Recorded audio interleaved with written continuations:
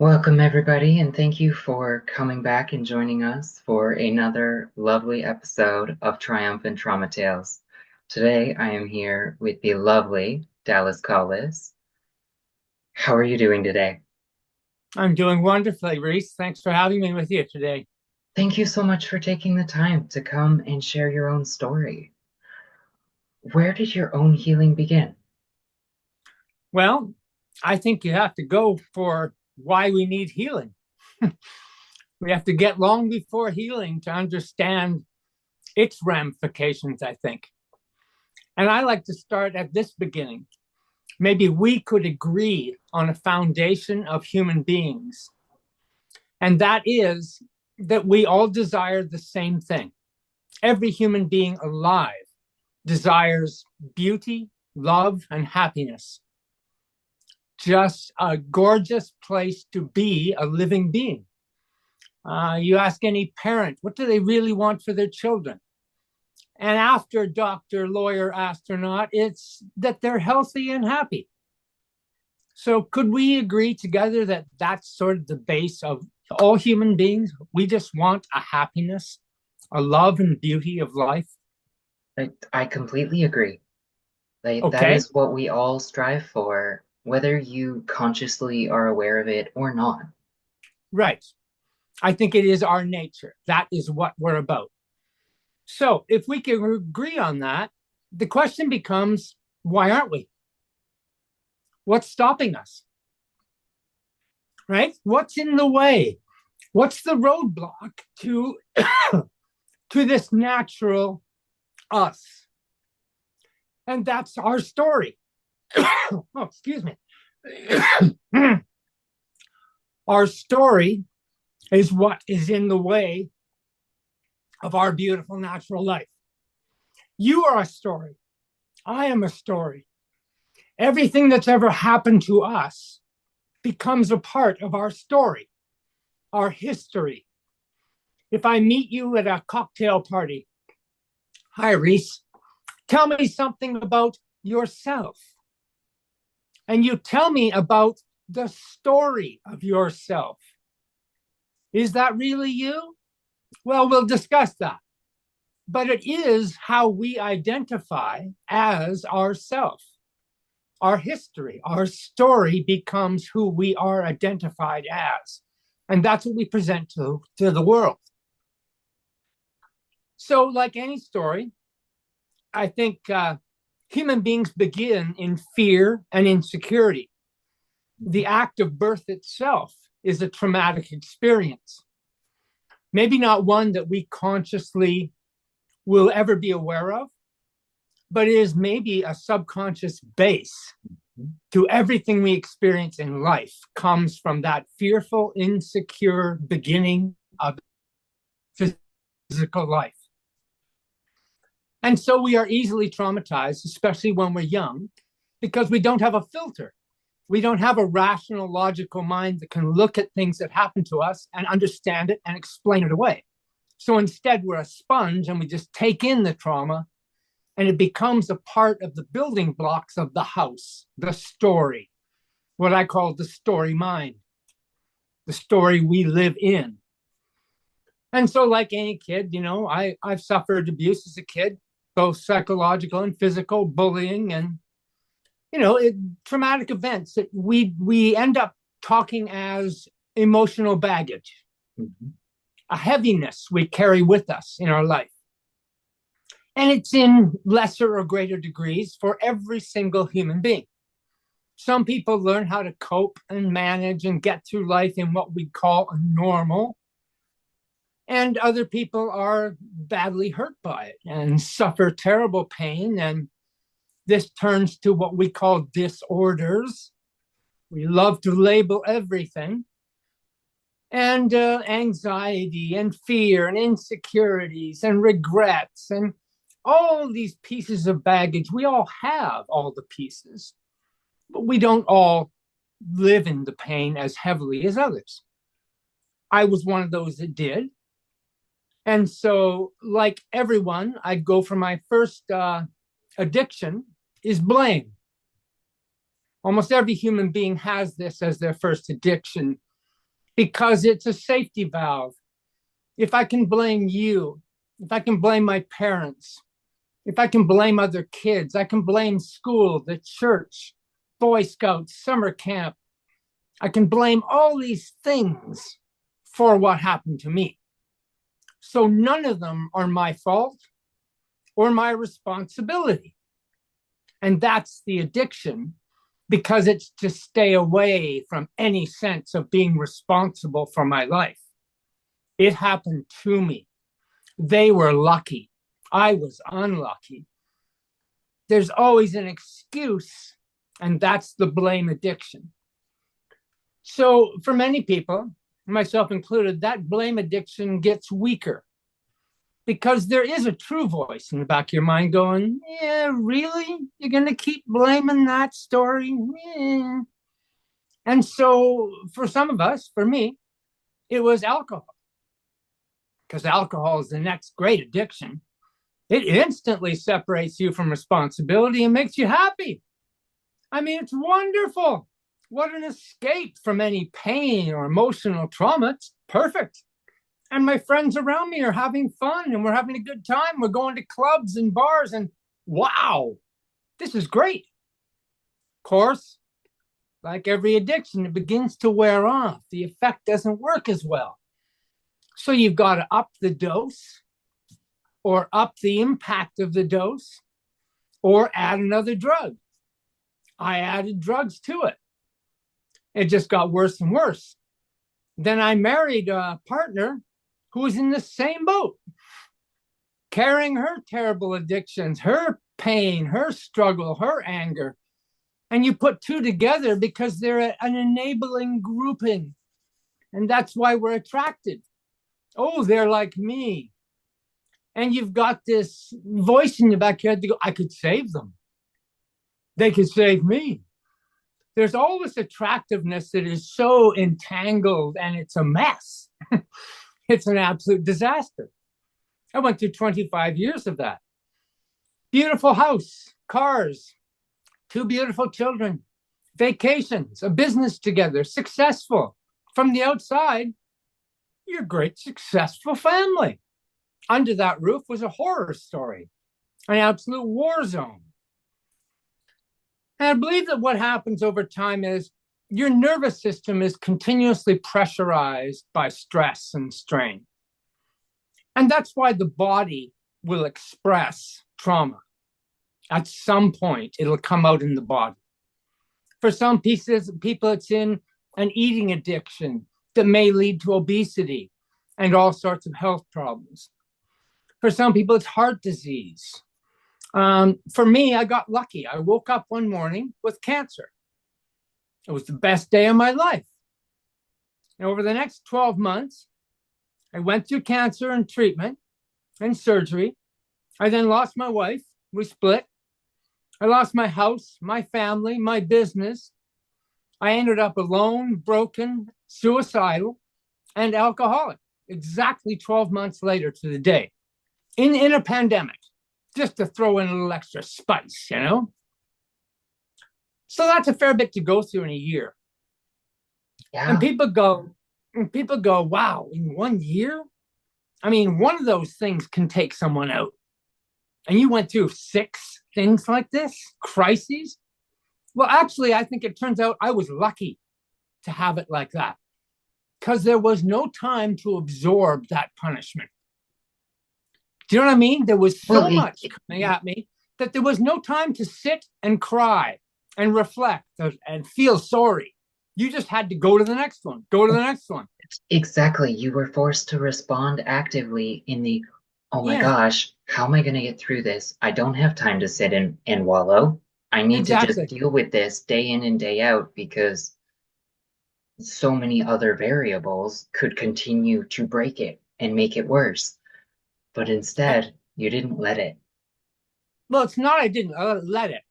I don't think I had a choice, you know? And I think we hit a real big point there is that sit and wallow. That's where the pain comes from. The pain isn't from the act. The traumatic act didn't hurt me. It has no meaning for anyone. It's only in reflection that the mind takes ownership of it and then creates meaning in it and then develops the feeling from it. So it is in that space of sitting in the soup, as it were, and stewing, that we create the pain. And I think this is really important that we get there and realize and take responsibility for that. Because for me, the reality is I am responsible for my trauma. I'm not responsible for what someone did to me, but that happened 50 years ago. Yeah. I'm responsible for carrying it for 50 years and letting it almost kill me. That's my responsibility. No one else told me, okay, you just got hurt, kid. Now you can never put that bag down. No one did that. Only I could do that to myself. And that's a real difficult line to cross. Because when I work with other people in trauma, they can get very defensive in that it's not my fault. And they have this incredible defense to not look at themselves. They don't get out of the blame addiction, that pushing it away from me. And never, because I'll say, the only way to continue trauma is to take care of it, is to look after it. It's to hold it close and love it. It becomes who you believe you are. It becomes a part of the fabric of your identity. And only you can make that happen. No one creates your identity but you and your belief in your story. So what suddenly changed for me? Well, Reese, have you ever believed in that story you see in movies, hit me like a bolt of thunder, hit me like lightning? I've always thought that was so silly, like, people don't just suddenly kaboom, the lights go on and you get it. That's just story. Yeah. Well, it happened to me. I was literally chopping onions, wallowing in my pain just 3 weeks after I arrived at the end of my year of life collapse. And in the background is a podcast on, and a man is talking about consciousness. I'm not really listening, but he said one line. He said, "Show me yesterday." I almost literally fell to my knees. Understand, we are historic beings. Everything we do, every word that comes from your mouth today comes from yesterday. All our knowledge is our history. So we don't have knowledge in the moment. We rely on what we've learned. Our story is us. So my belief in yesterday was so powerful, it almost killed me. So for someone to say, "Show me yesterday," my rational, logical mind jumped up and went, where the hell is yesterday? I can't go to a cupboard, Reese, and pull it out and go, "Look, here's yesterday. What do you think?" Where is it? It doesn't exist. It is only a belief in a story we call memory that we attach meaning to.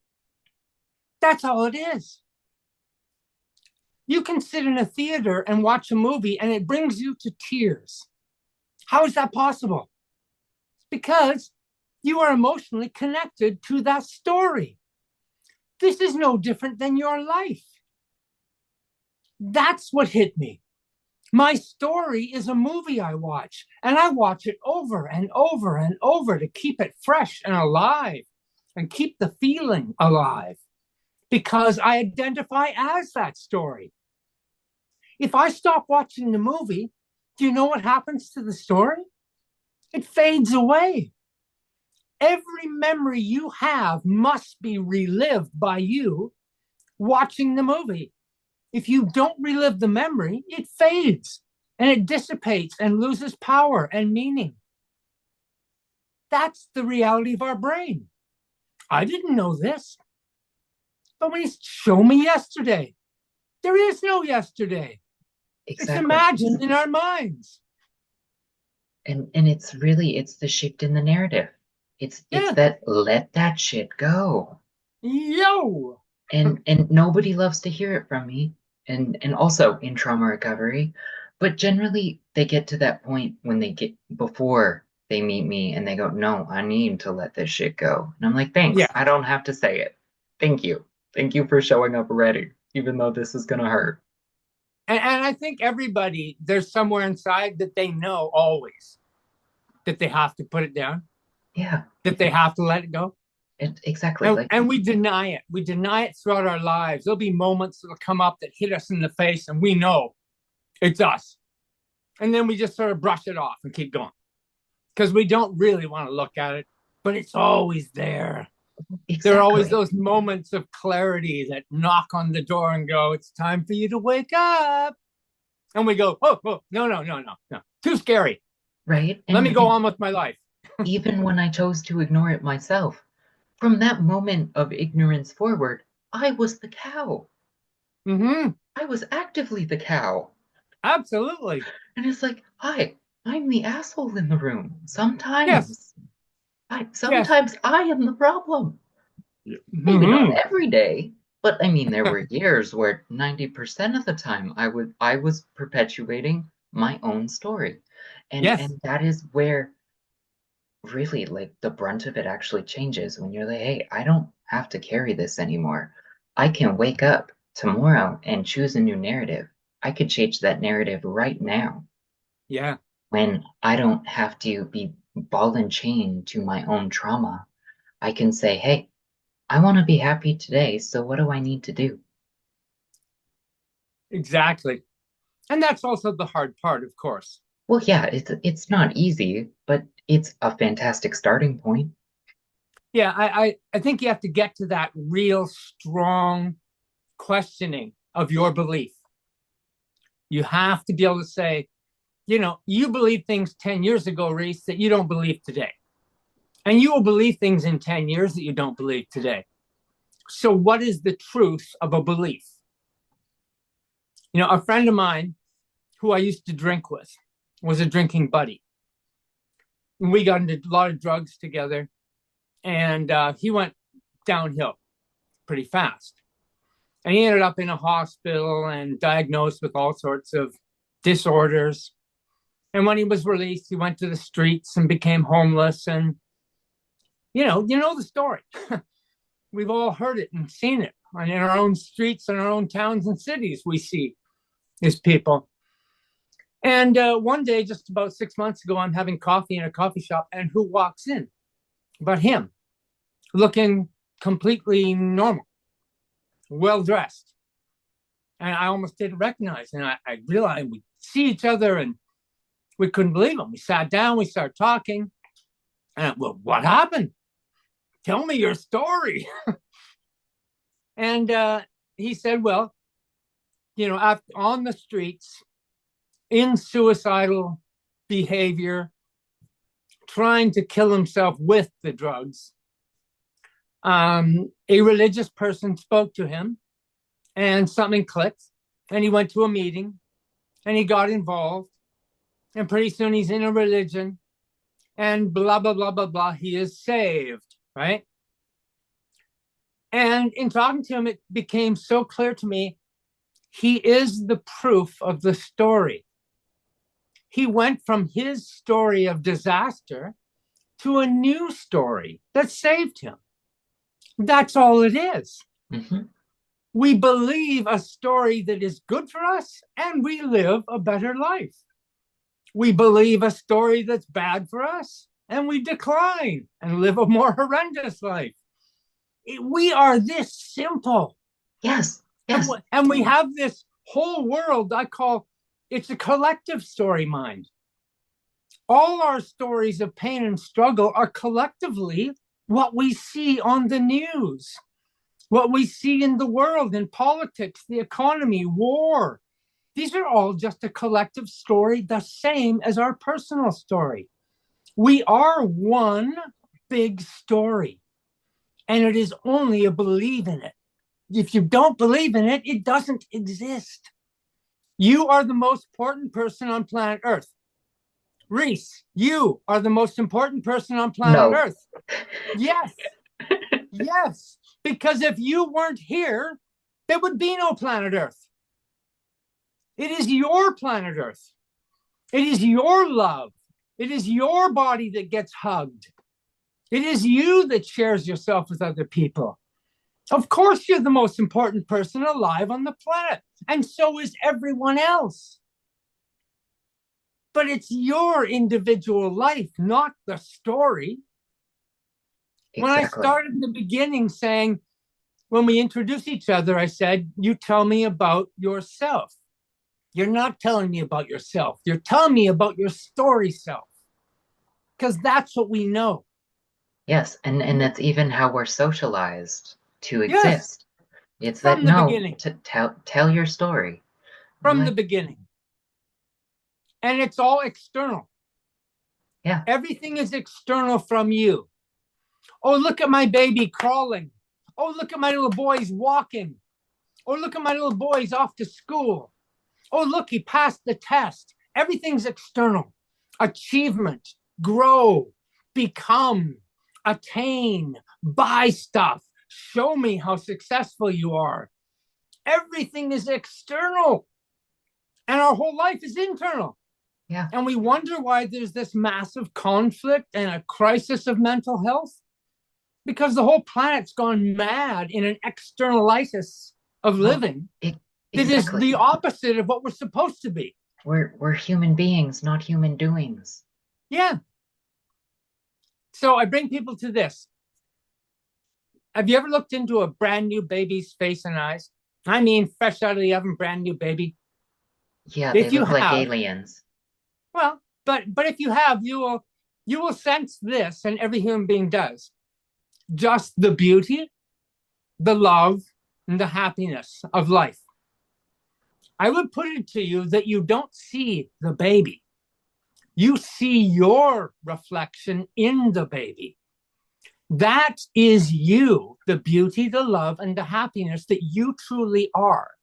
You are shown it by life before it has a story. Hmm.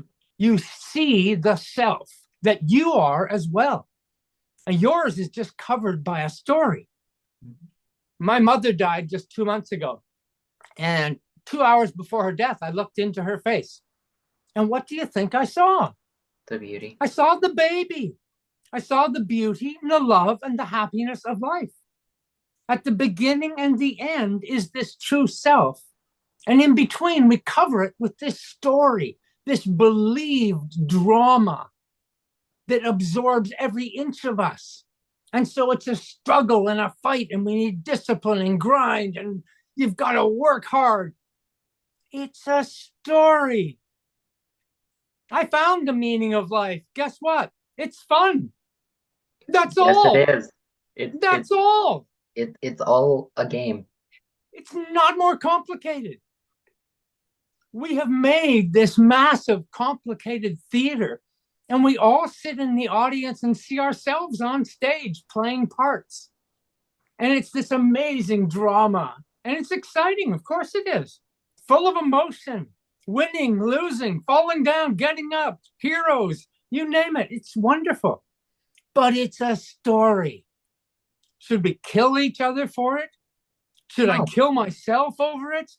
Should I no. become diseased and just burnt out because of it? I mean, it's just madness. And the reality is, it's just a belief. Yeah. And anyone can open the door and go, holy shit, it's sunny. You are this beautiful blue sky of sunshine. You're just staring at the clouds. But you know intellectually behind the cloudy day, it's always sunny. There's Yeah. a blue sky behind those clouds. So let them go by. And guess what? There you are. You won. You are the winner. You get it all. Well, exactly. And I'm not remembering the author, but it's change your mind, change your life. It's decide that you're done with the narrative. Yeah. Let it go. Move forward. Wake up every day and choose that you're happy so that you don't need all of your different vices and dramas and everything else. Pare down your life. Make it so that you actually enjoy as many moments as possible. Yeah. And it's not hard to do. No, no, it's really easy. Once you get there, it's not hard. It's like everything becomes so simple and so easy. You're stunned by it. Exactly. The And realization is shocking. you will shake your head at how miserable you made yourself for Yeah, so long.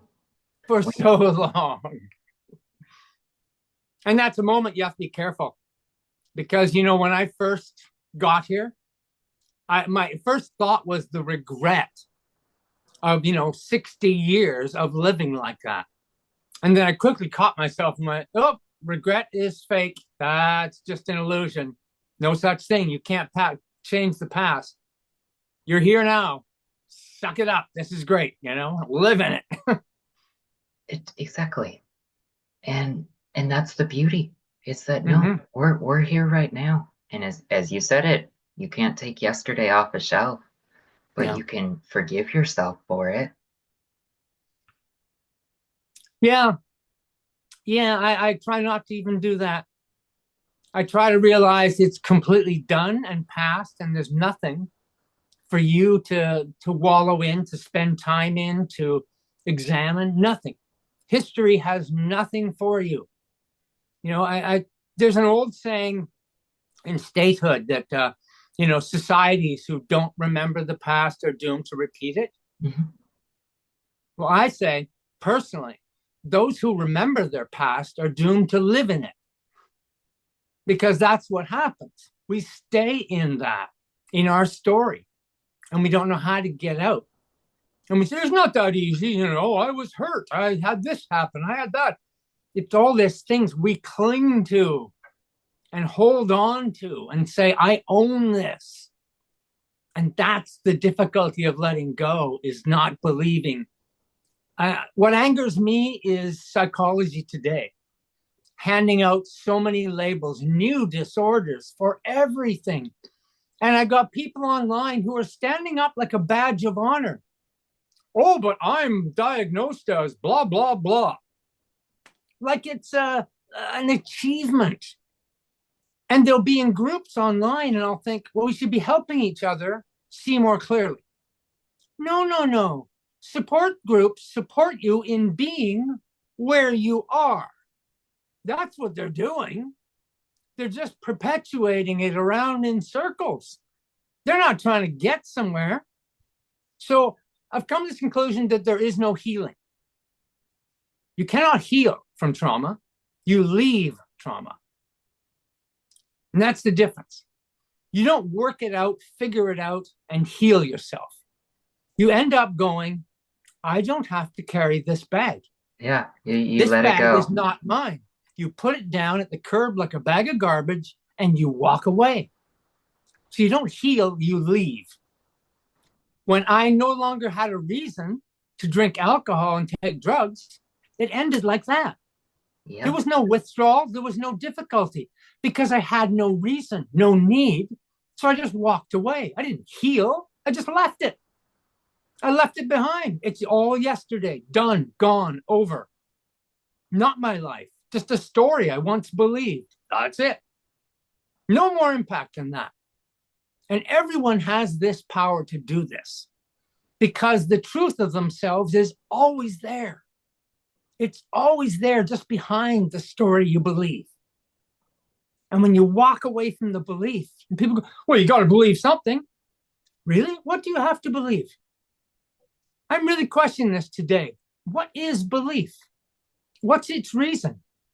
I don't believe I believe anything. I am. I'm just here, being.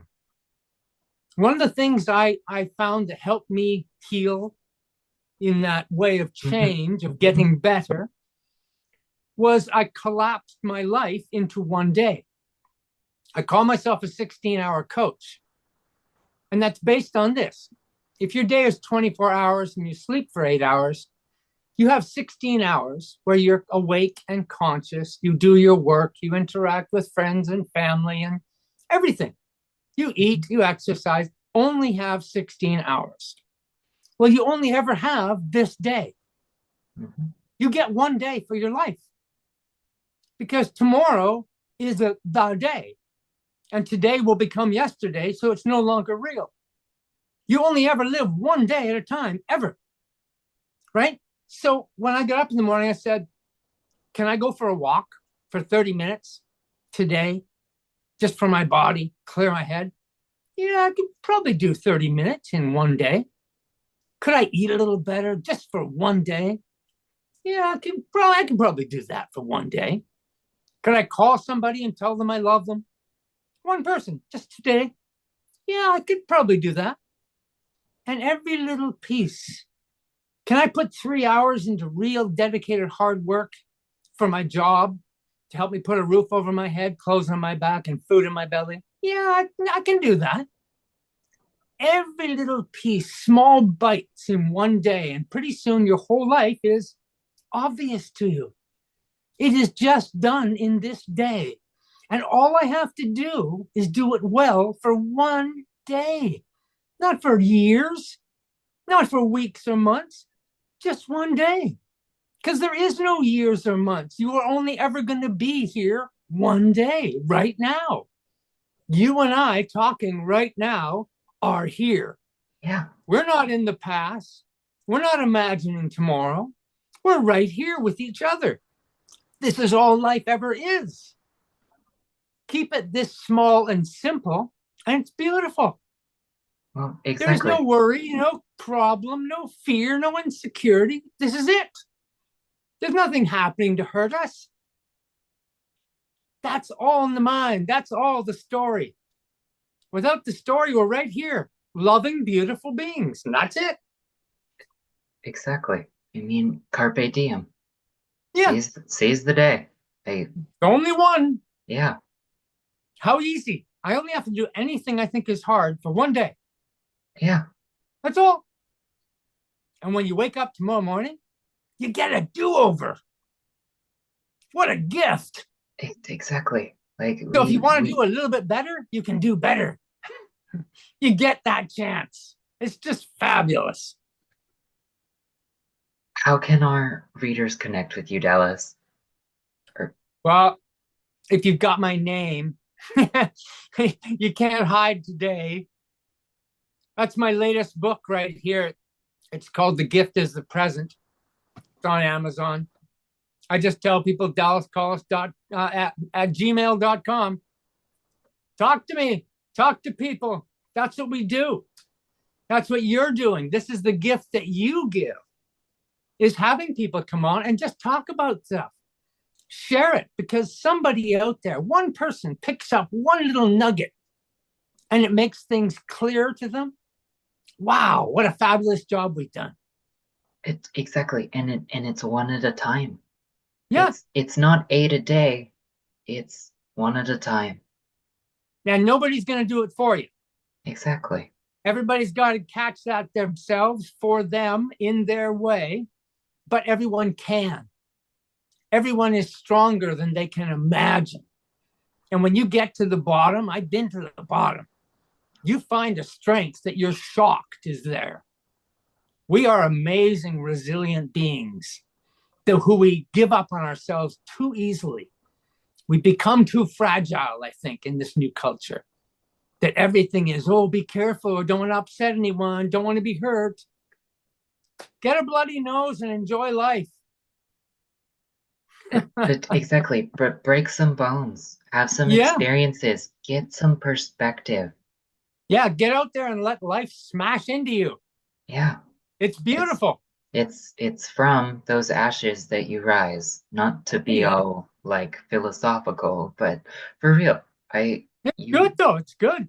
when you're at the bottom, you don't go any lower. I've been there myself, and from there there's only up. And yes, Yeah. it won't be a linear line. No, You no. But you will get there eventually if you just keep trying day in and day out.